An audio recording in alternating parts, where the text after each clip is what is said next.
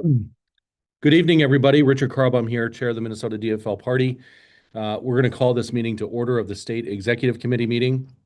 As you know, we are here this evening to hear the appeal of the ruling of the Constitution, Bylaws, and Rules Committee. We will begin shortly with the Pledge of Allegiance.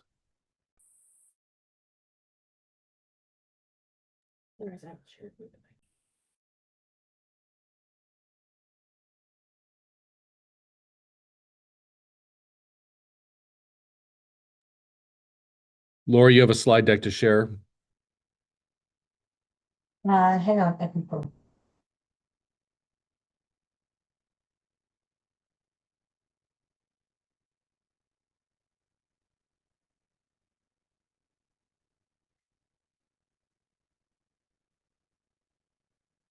There we go.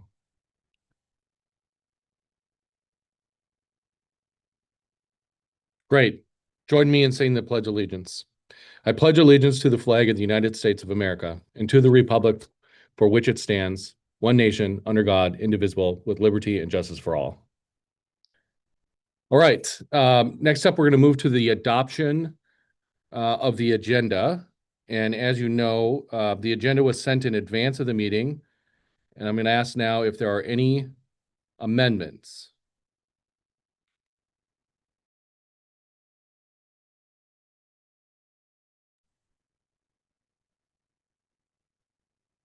You can raise your hand if you have any amendments to be made, and we can unmute you.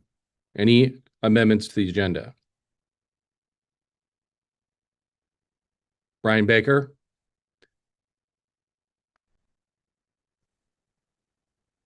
Hi, Richard. Thanks. Depending on what the result of all this is, I may want to make a motion at the end. I don't know if that's specifically listed there or whether that just happens as it happens. So, Understood. You don't have to add that to the agenda. Motions at the end of this meeting would be in order. Okay. Without any other changes, we're going to go ahead and approve the agenda. Do we need to have a vote? Raise hand vote for adoption of the agenda, please. So please raise your hand to adopt the agenda.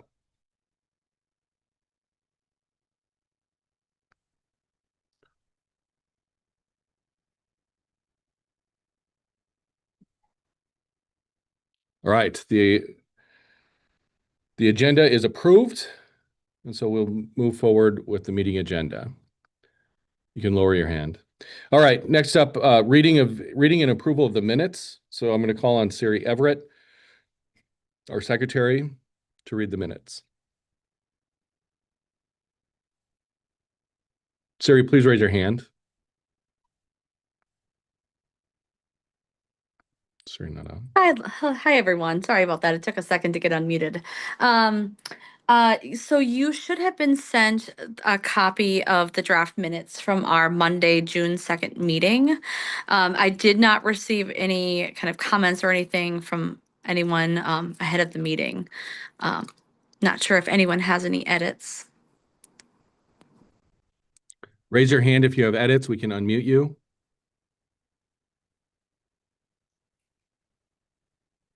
All right, seeing no other edits. If there are no further corrections, the minutes are approved as read. Thank you, Siri. Thank you.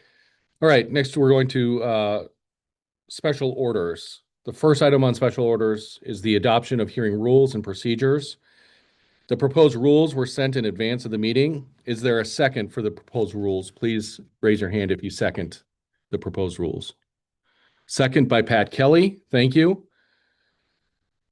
Are there any amendments to the proposed rules? Again, raise your hand if you have an amendment.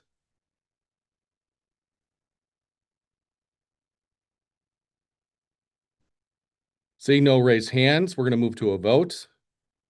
We're going to once again do a raised hand vote. Please raise your hand if you approve of the rules of procedure.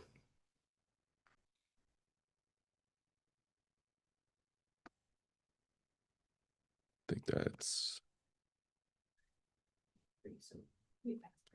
all right. The rules, we've now adopted the hearing rules and procedures. So you can lower your hand. Okay. Go back to my screen. All right, now we're going to move to the hearing of the Minneapolis DFL appeal of the Constitution, Bylaws, and Rules Committee decision. I'd like to first off go through our procedure. Can you go to the next slide? Okay, so this is how we're going to do it. The Minneapolis DFL will be provided 30 minutes, up to 30 minutes, to present evidence and witnesses in support of their appeal. The CBRC will then present evidence and witnesses in opposition to the appeal for up to 30 minutes. Then members of the State Executive Committee may ask questions of the witnesses and testimony for up to 10 minutes. Following the presentations, the State Executive Committee will enter closed deliberations, during which members will have the opportunity to speak one time, 2 minutes at length. And then the State Executive Committee will come out of closed deliberations and will vote on whether to sustain or dismiss the appeal. The question that will be voted on is, has it been shown by clear and convincing evidence that an error occurred in the CBRC hearing? If the appeal is sustained, the State Executive Committee shall determine the appropriate remedy. So that's our path forward. At this time, we're going to move to the Minneapolis DFL, and I'll ask John Murray to raise your hand so we can unmute you. There he is.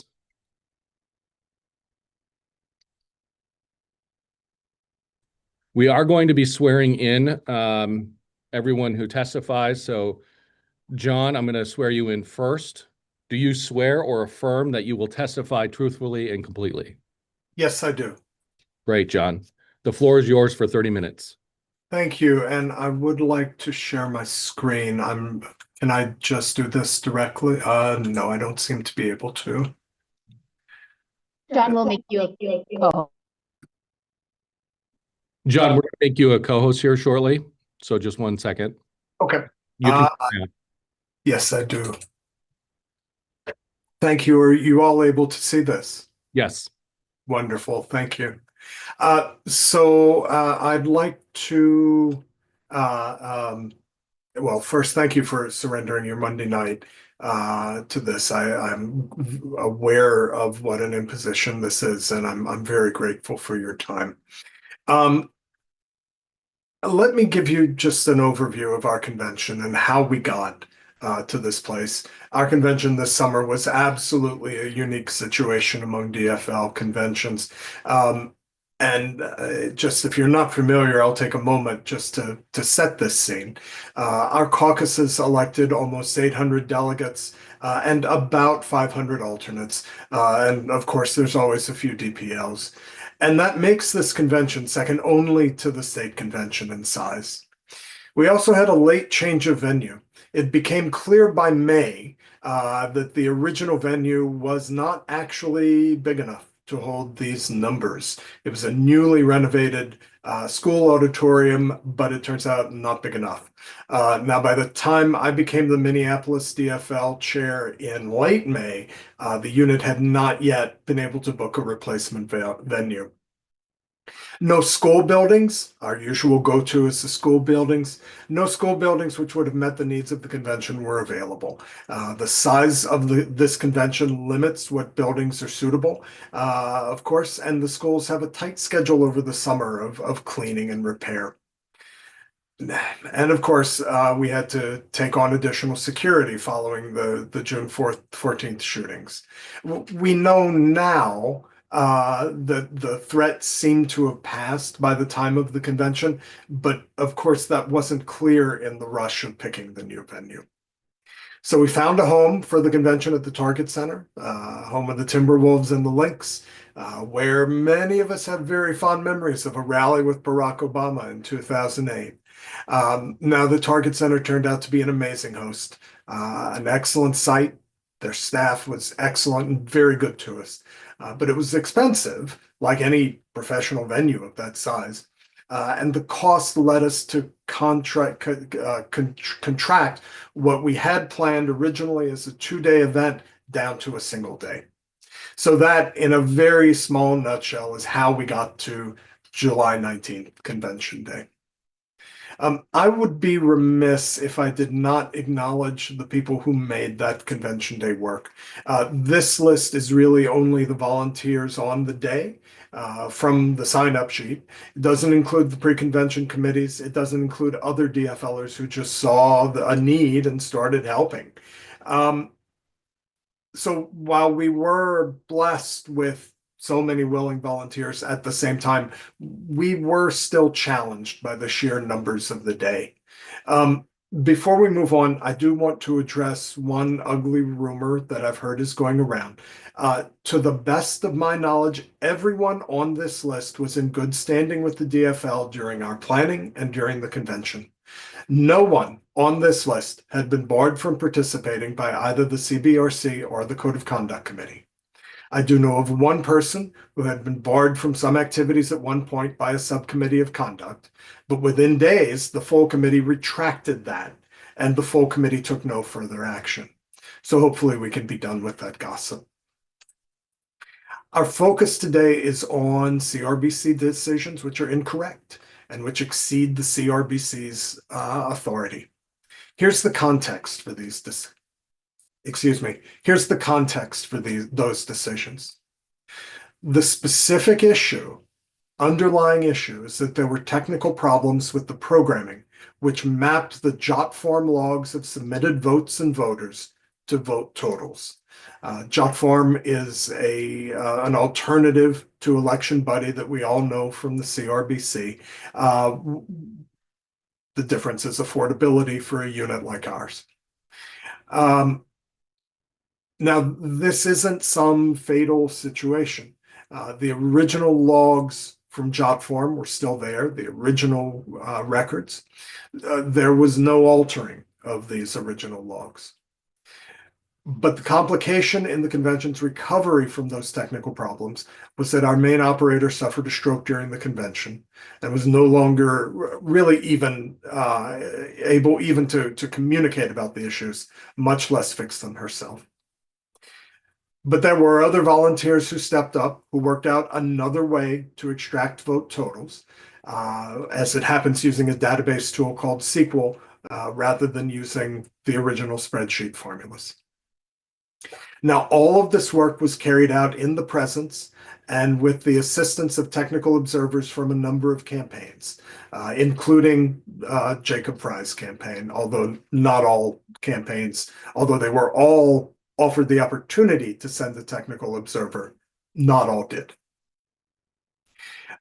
We know now that this team excluded the votes of alternates promoted to replace absent delegates.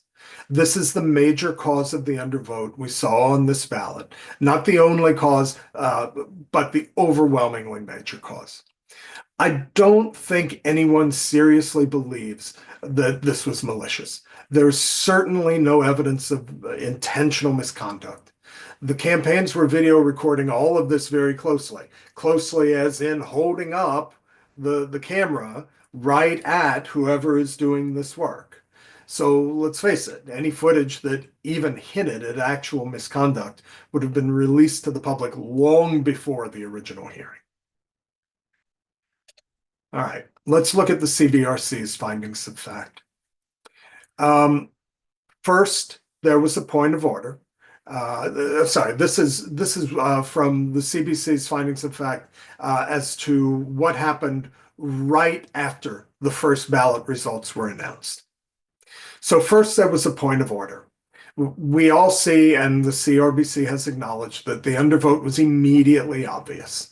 A delegate called it out when raising a point of order to redo the ballot. The convention chair then turned the matter over to the convention body. This is entirely appropriate. We tell conventions all the time that the convention is theirs, that they get to make the rules, they get to approve credentials, they get to appeal chair's decisions, a decision of the chair that they don't like. So it is entirely proper for a convention chair to turn over a major decision like this one to the delegates. And what the convention decided to do was not to redo the vote. It wasn't close. The body's will to keep that result was very clear. This quotation that you see, I've arranged it in bullet points, but the wording is directly from the CRBC. That's all that the CRBC says on this matter. The CRBC found no fault in these procedures. Was there any violation of the rules in this vote not to retake the first ballot? No. The CRBC identifies no violation of rules here. And that's because there is none. The convention delegates were entirely within their rights to make this vote. Now, we know now that adding back in eligible alternate votes changes the results only very slightly. There is still the same order among the candidates and about the same distance between them.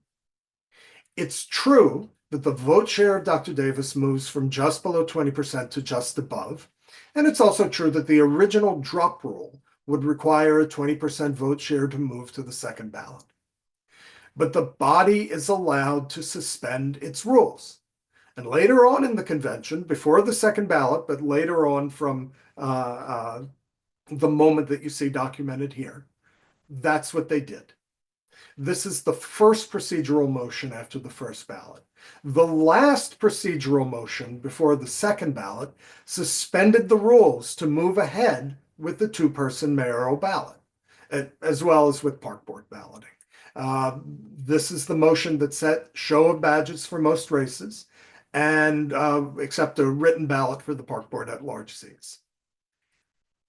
And I point out again that the CBRC was fine with this action as well. There was no fault found in suspending the rules, no fault with the balloting methods, and in fact, the subsequent endorsements were held up, except for one. Even though the drop rule that would have required Dr. Davis to be on the ballot had the alternate votes been known, that rule had been suspended. What the CRBC did here was to take a decision where they could find no rules broken. They set aside that decision and unilaterally invalidated the delegates' vote not to retake the ballot. This is well outside of the CRBC's authority. The CRBC does not get to arbitrarily decide that some convention rules can be suspended, but others cannot. The CRBC has no authority even to enforce a convention's rules, the drop rule in this case, even if it hadn't been suspended. Nothing in the rule book, in section B where the CRBC is established, nothing mentions the CBRC having authority over convention rules, only the state governing documents. That's right there in the rule book, section B. What the governing documents say is that in cases like this, where the state has not made a specific rule, cases like this should follow Roberts rules. And what Roberts says about a body's voting dispute is this: only that body has the authority to resolve them, them meaning the disputes. Only that body has the authority to resolve them in the absence of a bylaw or a special rule of order that specifically grants another body that authority. The CBRC, in invalidating this mayoral ballot, has clearly and grossly exceeded its proper authority. And this is the clearest and most fatal error in the CRBC's ruling. Now, if that weren't enough, there's more. The CRBC ruling gives considerable attention to two particular claims. And what these claims have in common is that they are simply false. The CRBC imported them from challenges without asking for evidence about them. The first is the question of the Ward 5 caucus material. The CRBC refers to them as missing or lost, but in fact, they are right here. I brought them in for the garage just for this evening. For example, let's take a look at, let's see, which one is this? Precinct 5, Ward 5, Precinct 1. And if you were at our caucuses, you will remember these pages from the spiral-bound book where we wrote down the selected delegates.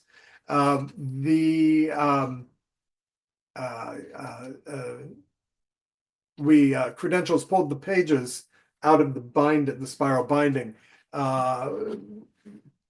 in order to scan them. It scanned the pages that had writing.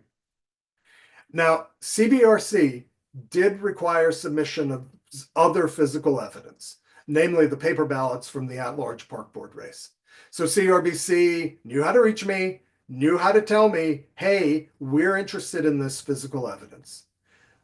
But no one at CRBC, no one at the state DFL ever asked for these. There's also the allegation of unsecured registration spreadsheets during the convention. Frankly, this part of the CBC's report shows a fundamental lack of understanding of how online spreadsheets work. There are two parts to the CRBC reasoning on this subclaim, shall we say.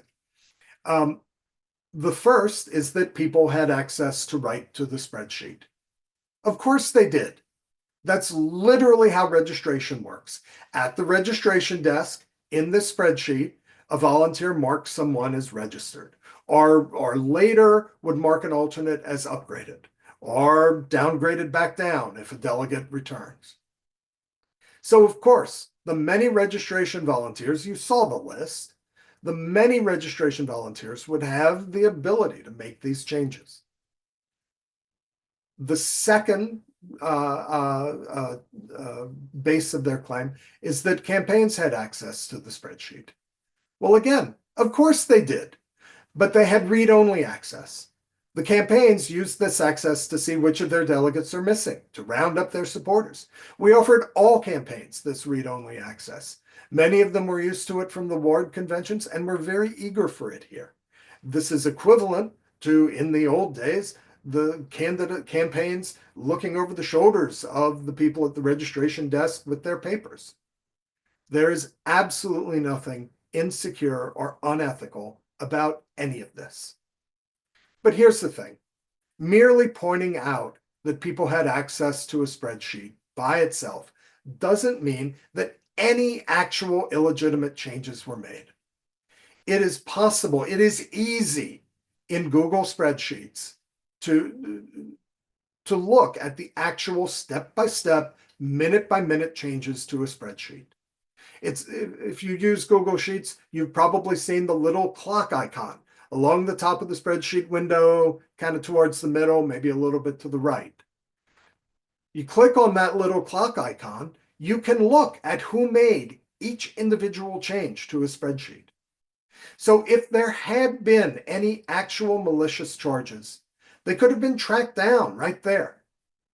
A challenge with evidence, instead of vague hand-waving, could see and cite a non-volunteer making a change, or a volunteer unregistering someone, or otherwise trying to disenfranchise them. Or that kind of a challenge doing the work of looking at these edits, could it point out a campaign making a change instead of just reading. No challenge has any actual evidence of spreadsheet tampering. The CBRC cites no evidence of actual security infiltration in its report. This, including these points without evidence, is the second and third, if you see them as separate, major errors that the CRBC has committed that completely erode any confidence in their conclusions. All right, conflicts of interest. So what do we mean by a conflict of interest? I'm going to read directly from the state DFL bylaws for a minute. A conflict of interest is an actual or potential action or inaction during the discharge of duties that might affect the judgment or appears to interfere with the DFLer's responsibility for objective and unbiased decision-making on behalf of the organization.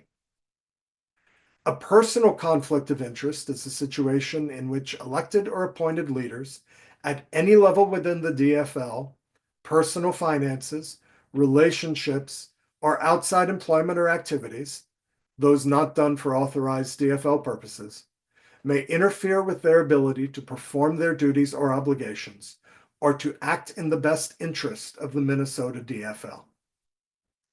DFLers are expected to disclose in advance any potential conflicts of interest, including outside activities that could create a conflict of interest or the appearance of a conflict of interest. And that's from Addendum B in the big packet of governing documents. But of course, there's the matter of perception, which goes beyond any specific language rules, specific wording. DFLers expect the CRBC to issue decisions objectively, based on the rules alone. We campaign our hearts out at caucuses and conventions. Well, when we're not running the convention. But the CBRC must not be seen as a campaign venue. Otherwise, we risk that the GOP allegations and cynical views of alleged DFL corruption, we risk that these seem more credible. There are a few people on CRBC who could be seen as ethically compromised in this matter. However, there is one person whose conflicts and conduct are particularly striking. Julie Wicklund demonstrates a number of significant conflicts: financial, family, and using the CRBC to put fingers on the scale of a political campaign. I'm sending a document of some additional information supporting the claims you see in these bullet points. I certainly don't expect you to take my word alone for it. Sonia, I will email these to you. I'm going to send a copy of these slides as well. And if you could make those available, please. Thank you, John. Noted. I'm taking a second to make sure I see this email go off.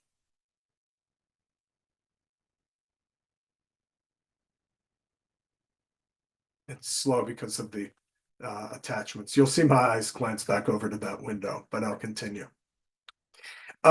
This is grossly unethical conduct for any DFL committee, much less one that needs to uphold a reputation for good governance. Now about the remedies. The start of this presentation has focused mostly on the mayoral endorsement ballot, because obviously that's the event that triggered most of the challenges. Obviously, we're asking you tonight to restore the endorsement, but there are also two other aspects to the CRBC ruling that need attention. The CBRC has prohibited the Minneapolis DFL from reconvening its convention to restore its endorsement. This is literally the opposite of an appropriate remedy. Remedies should promote the goals of the party, which is to endorse and elect. It's not to suppress delegates. Now, in this case, the passing of time has made the issue a little bit less urgent, maybe a little bit moot. I don't think anyone in the Minneapolis DFL is looking to organize a snap convention in the short month and change before the election. But I think it is important for the SEC to reverse this very toxic precedent. The last remedy which the CBRC has imposed is that the Minneapolis DFL is on probation. Now, I write this in quotation marks, on probation, because it's not clear what it means. The instances of the word probation in the statewide governing documents, there is no sense of what it means for a unit to be on probation. This is fabricated from whole cloth by the CBRC. But the intention is clear. Probation is a word we use for a punishment for misconduct. And yet, the CBRC can cite absolutely no misconduct. As with other areas of their findings, the CBRC has cited no rules broken by the Minneapolis DFL. The CBRC also finds no individual misconduct that perhaps they want you to believe that the unit overlooked. The CBRC overlooks what the organization did do. We independently conducted a vote retabulation that was hours of volunteer time and shared the results transparently as soon as they were available. And the Minneapolis DFL has complied with all requests from the state party. How does probation serve as an appropriate remedy in light of all of this. This remedy does not align with the findings of fact. And placing a city full of delegates, the largest city in our state, on probation because the delegates dared to exercise their right to set the rules for their own convention is grossly inappropriate. It isn't justified by evidence or any individual findings of fact. It is another error in judgment by the CBRC. All right. You've heard that the CBRC's ruling is erroneous in a number of ways, that it exceeds their authority based on arbitrary grounds, and that it includes inappropriate remedies not supported by evidence. You've heard about how the participation of conflicted members of the CBRC in this process further undermines trust from party members. In a very real way, with this ruling, the CBRC has corrupted the DFL's bottom-up process. We talk about how the endorsement process, how caucuses and conventions open public office to ordinary Minnesotans, people who could not otherwise compete with wealthy special interests in a primary-only election. Part of what you will decide today is whether this bottom-up talk is only talk. On Saturday, this past Saturday, we heard speaker after speaker telling us how important 2026 will be. And they're right. We heard about how it's time for the party to come together, to campaign together, to work together for DFL values. And they were right about that too. But you can't build unity on top of distrust and betrayal. That's what this ruling has left many party members, both here in Minneapolis and elsewhere in the state. That's what the ruling has left many party members feeling. Turnout across Minneapolis is critical to the DFL's success in statewide races. And the CRBC's alienation of these voters will directly harm the party's ability to raise donations, energize voters, and get out the vote in 2026. Let's be clear and plain about what actually happened at the Minneapolis DFL convention. The convention had a quorum. The convention adopted its process rules. Delegates voted to change the voting methods in a manner in which the process rules allowed them to make the change. Delegates voted against redoing the first ballot to strengthen the requirement for the second ballot, again, as the process rules allowed. The endorsed candidates won fairly, all of them. Now, because the results don't benefit their candidates, delegates and campaigns weaponized obscure procedural arguments and misleading claims. And worse, beyond simply weaponizing procedural arguments, they flooded the CBRC with dozens of redundant, in many cases non-applicable, and in some cases outright fraudulent issues. Happily, CBRC did discard some of the most egregious claims, and we don't need to discuss those now, happily. But still, between this overwhelm and their own conflicted members, the CBRC fell for it. These challenges were not about upholding the rules. They were about nullifying outcomes that the challengers didn't like. And if allowed to proceed, this will become the new blueprint for undermining any convention outcome statewide. The implications of this ruling are, sorry, I didn't forward the slides.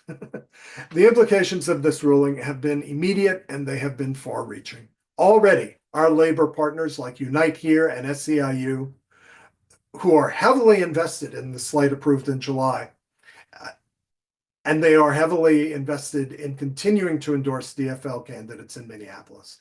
Some of these partners have already begun to deprioritize petition with the DFL party process. They're finding other people, other partners to support their endorsed candidates. They're finding other partners in which to invest their campaign money.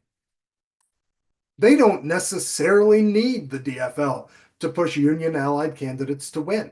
And as they pivot to their own electoral strategies locally, it will increasingly impact our coalition power statewide. The ruling undermines the DFL's legitimacy. This ruling has created a roadmap for challenging any endorsement, including members of the House and Senate. Showing that frivolous challenges succeed today will slow down the process in the future, chill party support, and make the campaigns who earned an endorsement in the future waste time worrying about this party insider system rather than working to connect with voters. And what about the delegates?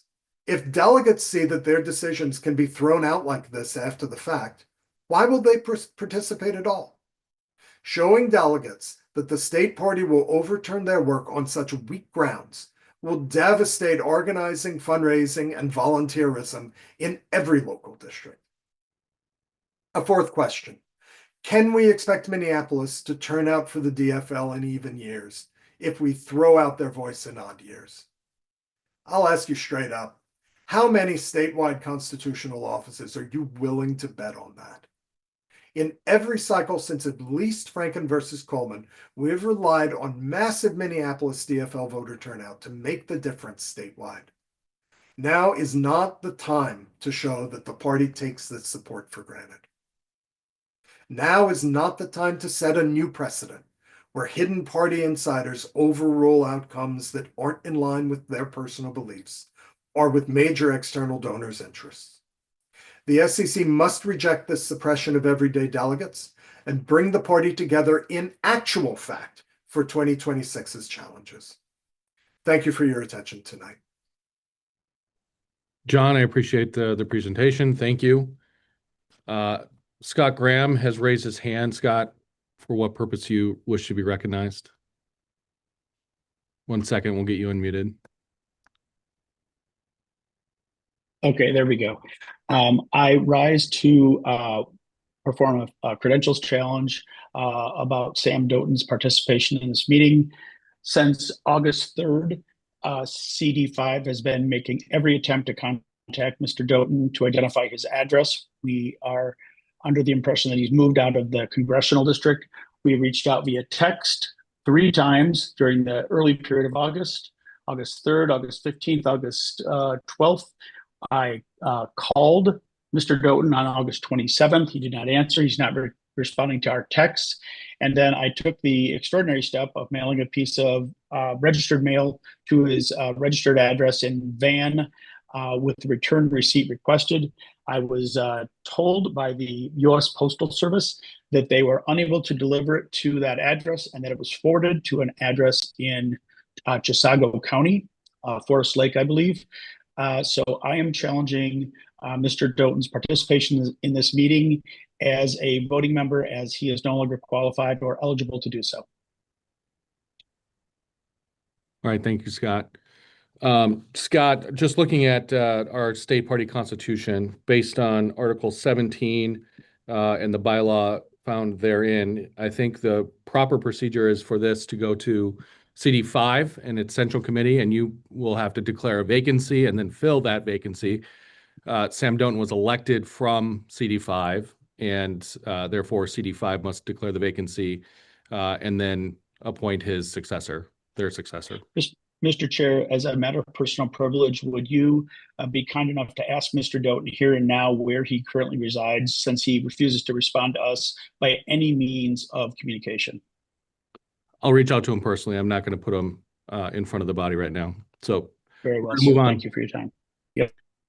All right. Moving on to the Constitution, Bylaws, and Rules Committee and a presentation from the co-chairs of the hearing related to the Minneapolis Convention. I'm going to ask Tim O'Brien. There you are, Tim. I'm going to unmute you. I'm going to invite you to unmute yourself now.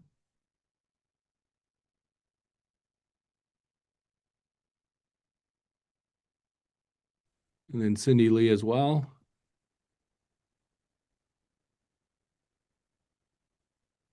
Hi, Tim. Can you hear us? I can hear you. Great. Okay, let's swear you in. Are you both speaking tonight?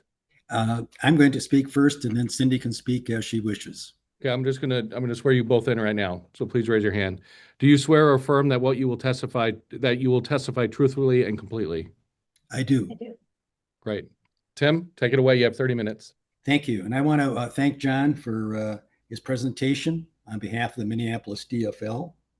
Unfortunately, from the perspective of the CBRC, certain important facts have either been ignored or skimmed over, as well as constitutional provisions. The matter involves the resolution by the Constitution, Bylaws, and Rules Committee, CBRC, a state standing committee of the DFL of 102 attested challenges, which collectively asserted multiple irregularities and processes employed at the Minneapolis DFL Endorsing Convention of July 19, 2025. John, I sort of characterized the CBRC as an insider group. Well, in fact, the CBRC is comprised of 29 individuals elected by their peers as follows: 2 elected by the State Executive Committee, 11 elected by the State Central Committee, and 16 by the congressional districts, 2 from each congressional district, each elected to serve 2-year terms. They're joined by you, State Chair Richard Kauerbaum, Party Affairs Director Sonia Johnson, and Dan Thomas Cummins, who serve as ex officio members. Just for your information, the CBRC includes among its members 5 individuals who serve as chairs or vice chairs of their respective congressional districts.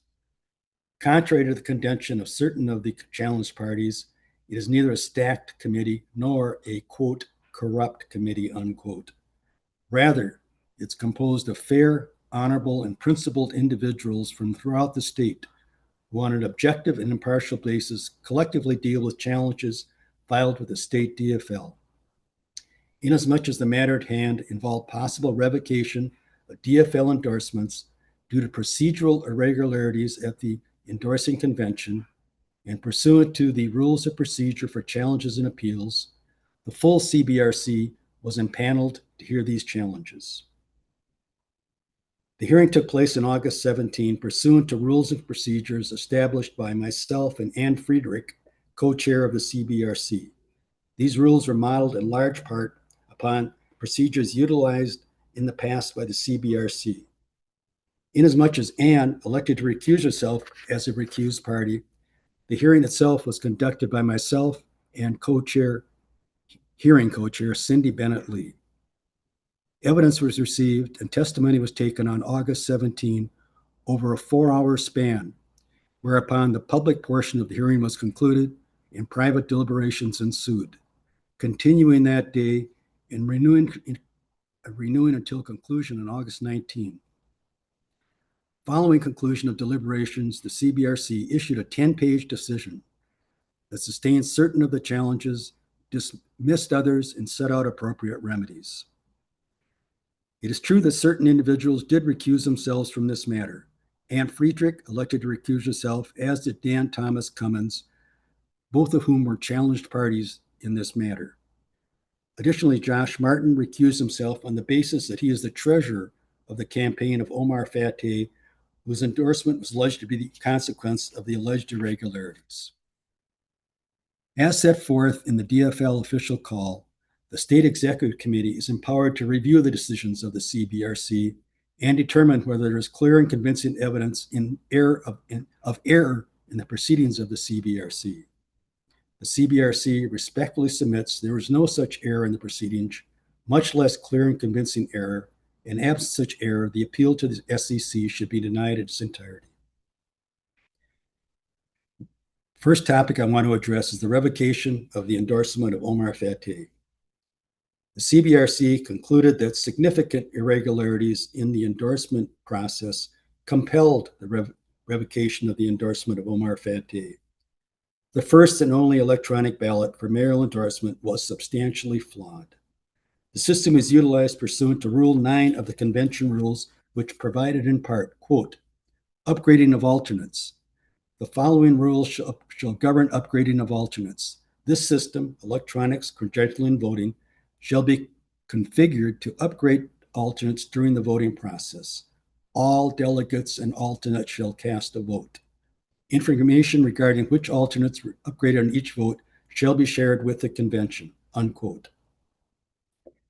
The system did not work as represented, and the voices of delegates and properly upgraded alternates were not counted. The first and only electronic ballot for mayor was not taken until the late afternoon of the convention and came shortly after credentials reported that there were 652 delegates and 379 alternates present. Now, the input of the ballot went quickly, but tabulation and reporting of the vote was delayed for hours, and various explanations, all of which proved to be untrue, were offered to the convention as excuses for the delay. Weeks after the convention adjourned, the DFL, the Minneapolis DFL, revealed that the ballot system used at the convention failed in its entirety and was replaced without notice by a time-consuming, jerry-rigged, and on-the-fly method that did not count the votes of a number of delegates or any upgraded alternates. Nevertheless, after an extended period of time and without notice of such failure, this inaccurate and incomplete tally was announced, ostensibly apprising the convention of the number of votes received by each candidate, as well as the total of all votes cast. Astonishingly to all, only 578 votes were reported as cast in total. In view of the obvious discrepancy between 578 total votes announced as cast and the number of delegates and upgraded alternates recorded in the credentials report, a delegate brought the shortfall to the attention of the presiding convention chair, stating the tally of the vote was obviously flawed. The presiding convention chair advised that the point was well taken and stated that a motion to retake the ballot would be required and was in order. The delegate moved that the first ballot be retaken by paper ballot. The convention, however, voted down the motion, whereupon the presiding convention chair declared that such vote was deemed to be acceptance of the results of the first ballot and stood as its official results. Fry received 253 votes, 43.85%. Faté received 253 votes, 43.85%. Fry received 182 votes, 31.54. Dwayne Davis received 115 votes, 19.93, with other candidates on no endorsement receiving just a smattering of votes. Pursuant to convention rule, quote, drop rule, candidates receiving less than 20% will be dropped after the first ballot, unquote. As a consequence, all mayoral candidates, with the exception of Omar Faté and Jacob Fry, were struck from the second ballot by virtue of their failure to attain 20% of the vote. A second ballot was taken, and Omar Faté was declared to be endorsed. This ballot was unfortunately predicated upon the false assumption that candidate Davis was properly struck from the first ballot. And as such, the second ballot was void ab initio, that means from the outset, for failure to include all eligible candidates. Weeks after the convention adjourned and just prior to the August 17 hearing on the challenges, the Minneapolis DFL belatedly disclosed on an after-the-fact basis that the tally report of the convention for the first ballot was not accurate and failed to account for the votes of certain delegates and all upgraded alternates. As a consequence, it acknowledged that 176 votes were not counted and not reported in the tally of the first ballot. This failure to properly count and report was simply stated an egregious error on its part with significant impact on the endorsement process, and that certain delegates and upgraded alternates were not recognized and counted as a part of the vote. Failing to determine and announce an accurate count of the results of the first ballot caused candidate Davis to be struck from the ballot. But in fact, he actually received on the recount 158 votes, 20.98%, thus exceeding the 20% requirement. But for the error in utilizing a partial count, candidate Davis would have remained on the ballot at least through the next ballot. While the Minneapolis DFL concedes there is errors of its own making in compiling and reporting an undercount of 176 votes on the first ballot, it contends that this was meaningless error inasmuch as candidate Davis would have been eliminated from a third ballot by virtue of a heightened vote threshold. This is nothing more than pure sophistry on its part. As everyone who has participated in endorsement convention knows, an endorsement contest is a process unto itself, inasmuch as momentum and votes can and do fluctuate from vote to vote. As such, it is impossible to predict what would have happened on a legitimate second ballot. It's a hallmark of democracy to count every vote, so every vote counts. President Barack Obama said as much when he observed, "There's no such thing as a vote that doesn't count." The Minneapolis DFL effectively turned this principle on its head, counting only those votes that it chose to count. The partial tally should not have been published or recognized. The convention should have either recessed until all of the eligible votes were counted, or alternatively should have voided the first ballot and revoted. Basing the announced tally on a partial count, declaring that such count constituted the results of the first ballot, and dropping candidate Davis from the next ballot violated convention rules as well as provisions of the state DFL Constitution. Bear in mind, the state Constitution provides the endorsement process at all levels of the party must afford fairness and transparency to all eligible candidates. A convention to endorse, you must receive an affirmative vote of 60% of the delegates present and voting. Present and voting. This did not take place. These errors, individually and in the aggregate, necessitated voiding of both the first and second endorsement votes and the consequent endorsement of Omar Fateh. The notice of hearing this matter set out grounds for the hearing to include, quote, "There are allegations that the accreditation and upgrading of alternates was flawed, leading to the disenfranchisement of numerous individuals. Challenges were submitted and are part of the hearing record, which identified the 4 irregularities which were found by the CBRC in its findings of fact. Keep in mind, all of these challenges require the submitter to affirm that the information that is submitted is true and correct. It was not incumbent upon the CBRC to provide additional information. The challenge parties contend that one or more members of the CBRC should have recused themselves. They, however, cite no applicable authority for this proposition. It cannot be disputed that a member of any organization may elect to recuse from a matter, but only in the exercise of their own discretion. Stated elsewise, a member cannot be compelled to recuse. This principle is affirmed by Robert's Rules of Orders, where it's provided no member can be compelled to refrain from voting in such circumstances. There are some references to recuse in the DFL rulebook. None are applicable to the matter at hand or otherwise germane to this proceeding. At the end of the day, any argument on the part of the challenge parties predicated upon recusal or lack thereof is pure fabrication, is really nothing more than a red herring.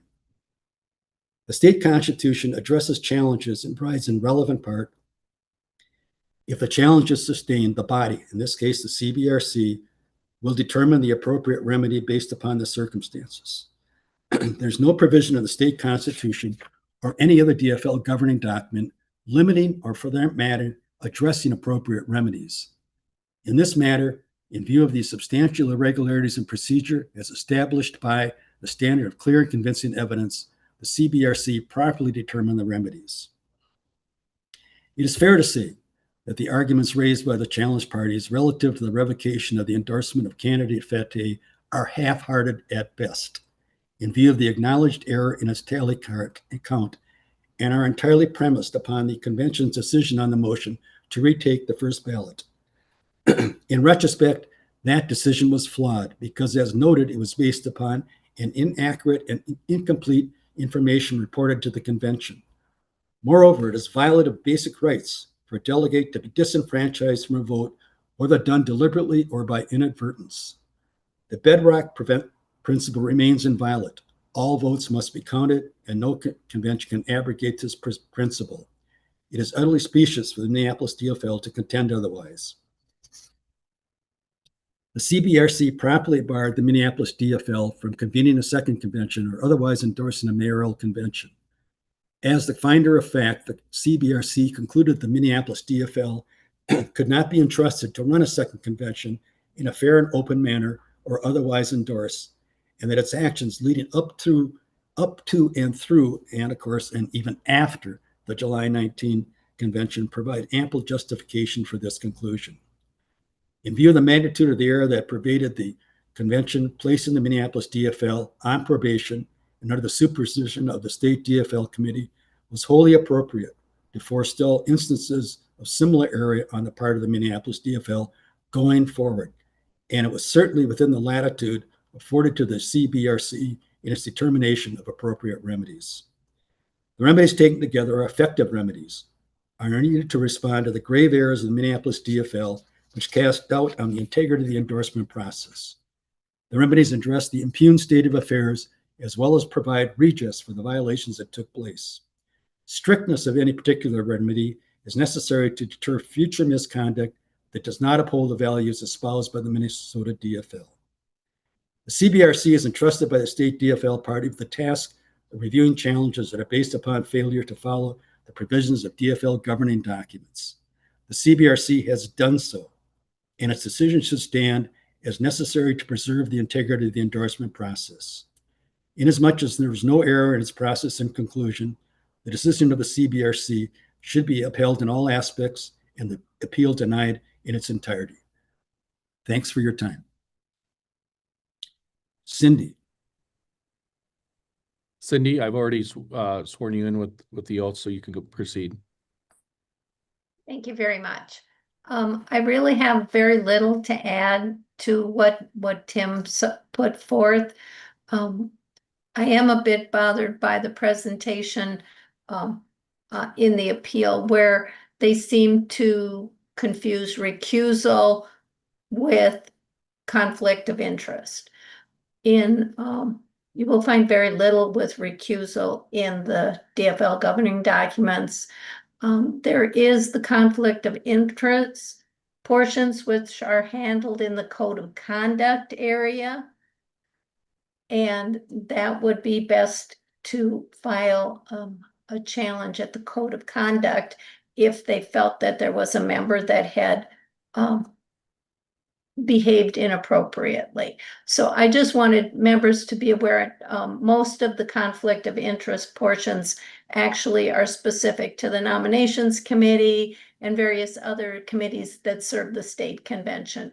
The recusal part is handled under Robert's Rules of Order, which Tim stated there for you. So I guess that's the main thing, other than having to read through 100 and some challenges where delegates really felt that they were disenfranchised, was by not being properly seated and not feeling that their votes counted.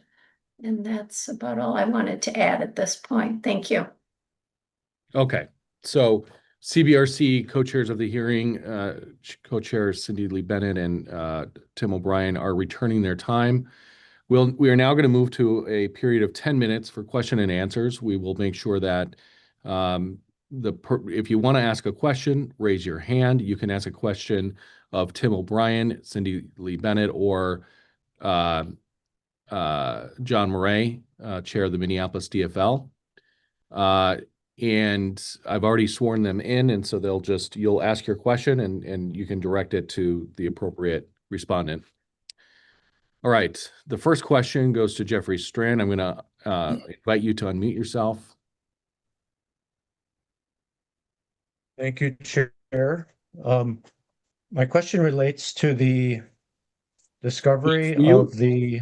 Jeff, can I ask you to introduce yourself and your unit, please? Oh, I'm sorry. Jeffrey Strand, he, him. I'm the co-chair of DFL Party Affairs Committee and Cottonwood County Chair. My question goes to the issue about the discovery that the voting system to be used in the convention was failing or had failed or would fail in its entirety. And seeing in Robert's Rules 4510 an Assembly's prerogative in judging voting procedures, Assembly itself is the judge of all questions, and yet having been a Minneapolis resident for 45 years before relocating to our second home in Cottonwood County, I'm extremely troubled by the thought that all of these 176, I believe it was, votes were not counted. So I would just like a little bit of clarity on who knew what, when, and in terms of the first ballot. So Jeff, just to be clear, your question is for John Murray, correct? It could be, or Tim. Yeah, who, on the first ballot, the technical issues, who knew what, when, and was it, before this question was put to the assembly about retaking another vote? Great, thank you. First, I'm going to go to John Murray, and then I'm going to go to Tim O'Brien. Sure, I do want to distinguish between the voting system and the tallying system. They are, I mean, like, as in the non-electronic life, they are different. The voting system did not fail, right? The voting system where a voter would log into the JotForm site, cast a ballot, enter the confirmation code, and this vote would be recorded. This didn't fail, right? The aspect that failed were the spreadsheet formulas, which when the JotForm data was imported into a spreadsheet, what failed were the spreadsheet formulas that, that would tally the votes. And what, now you asked specifically in between, I'm sorry, could you clarify? You asked specifically between the close of the voting and the announcement of, you're asking what we knew at a very specific time, and I'm hoping you'd clarify. Well, thank you. Thank you, Mr. the Chair. Whatever information was known from any kind of after action, when was the error in the tallying, so the voting system didn't fail, it's just the tallying system that we rely on to get results failed. When was that known, and who knew about it? It was immediately clear that convention chairs? Oh, I'm sorry. It was immediately clear that there was an undervote. Now, it was the fact that certain votes hadn't been counted. This was immediately clear. Again, the reason I posted the CBRC's finding was to emphasize that yes, it's in the minutes that as soon as the results were posted, it was immediately clear that there were too few votes. There was never any serious dispute of that. And as you saw, there was a motion to take a revote of the first ballot, and that motion failed, which the convention chairs took as the ballot results being accepted. However, it was never unclear that that there was an undercount. Tim, I'll turn to you to see if you have anything to add, and then we'll go to the next question, which is Matt Dole. Yeah, very briefly, the 176 votes were not known until the retabulation by the Minneapolis DFL. It was apparent to the delegates that something was amiss when the first tally was announced, because there was a wide discrepancy between the number of people who are eligible and the number of votes counted in the tally. Great, thank you, Tim. Matt Dole's next. Thank you, Mr. Chair. Matt Dahl, Chair of the DFL Environmental Caucus from SD 67. I just have a quick question, hopefully for Tim O'Brien or for Cindy Lee. When you were discussing the remedies for this situation, how did you arrive at the probation for an entire unit? I'm a little bit new to all this, so I'm just not familiar with that being used before. I'm just wondering where that came from. That came, Matt, based upon the conclusion of the CBRC that the overall process employed by the Minneapolis DFL was substantially flawed, and that going forward, it should be the Minneapolis DFL should in effect be under the supervision of the State Executive Committee to ensure that something like this would not be repeated. All right, thank you, Matt. Moving on to Brian Baker. Brian, please identify yourself, unmute, identify yourself in your role. Thank you, Mr. Chair. I'm Brian Baker. From CD2, and I am a non-voting member. I am the co-chair of the Personnel Advisory Committee. And I'll try to be quick because I know there's other people wanting to ask. So I know that paper balloting was always a backup plan. So I guess why wouldn't that just gone to earlier? And I guess the other question is, why wasn't, in my opinion, that was not even viable, even if it was a written contingency plan, because I guess the question is, why wasn't the seating arranged such that teller to delegate to teller ballot voting, it could be effective? In other words, having every third row of that arena be a teller access row. Why wasn't that decision made if paper ballots were really a contingency plan? I will remind members of the Thank you. State Executive Committee that we are here to discuss whether or not the CBRC has somehow violated their own rules. John, I'll let you answer briefly, but let's try Noted. I'm to sorry. that subject.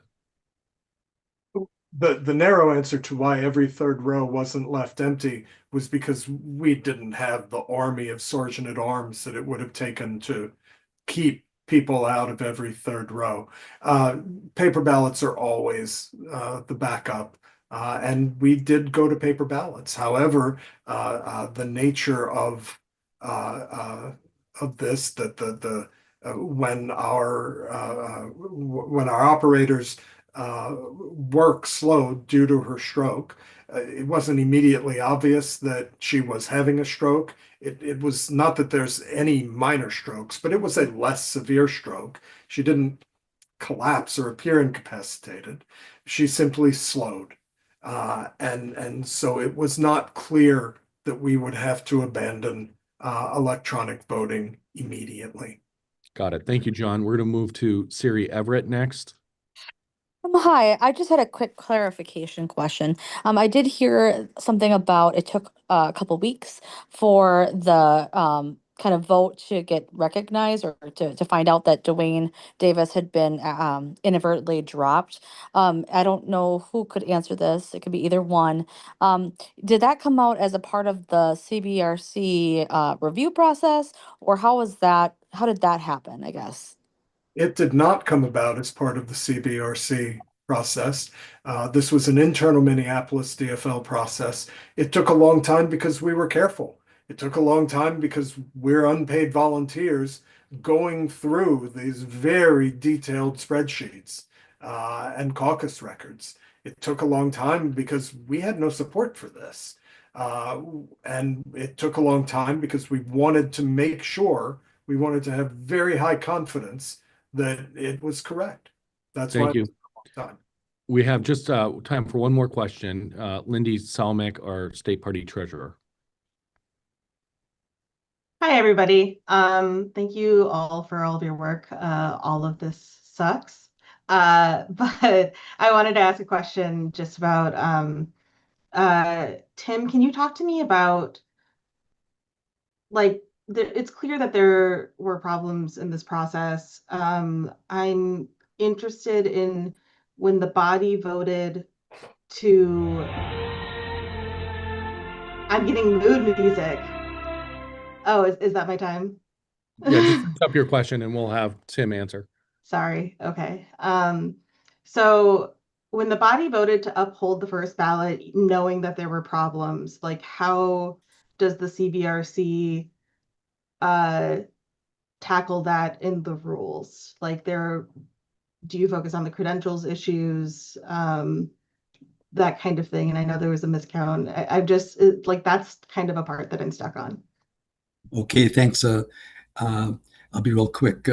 Both the state constitution and I read some of the provisions that deal with this, and the rules adopted by this convention provided that all votes were to be counted, and they were not counted. And the fact that this was put to the convention, I'm not sure whether the convention itself was aware of it, but they should have been aware of it, that it was an improper act to put that vote to the convention. The matter should have either been recessed, that is, just hold off until you count all the votes, or get rid of that vote and recast it by paper ballot. Great, thank you. Appreciate it. All right, our 10-minute question and answer period has come to a close. We are now going to be moving into executive session. It's going to take a little bit for our team here to move folks into a waiting room. And so we're going to give about 2 minutes for that to happen. Of course, by rules and procedures that were adopted at the start of the meeting, we had designated that we would be moving into executive session. And so that is the authority by which we are moving into executive session at this time. Please hold while we move.